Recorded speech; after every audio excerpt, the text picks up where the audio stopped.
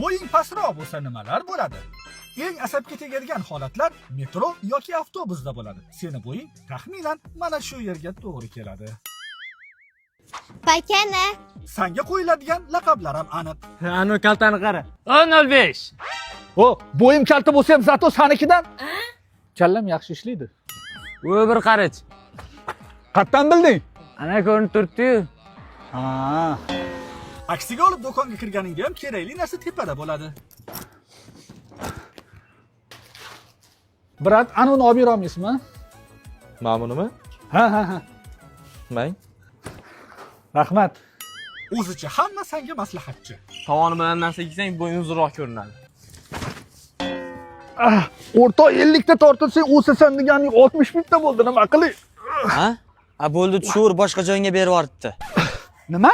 Ha, mana qo'ling aytganman. Mana buni qara, uzun bo'lib ketganini. Oyi, ovqat yo'qmi? Ovqat yo'q, mana sabzini bo'ying o'sadi.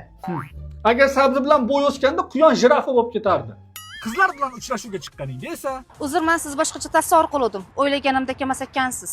"Voy, siz men o'ylaganimdan ham dahshat ekansiz. Tushlarimga kirib chiqdingiz, yo'q demay o'lib bo'lib qolmay." O'zini Jennifer Lopez singsiman deb o'ylayaptimi?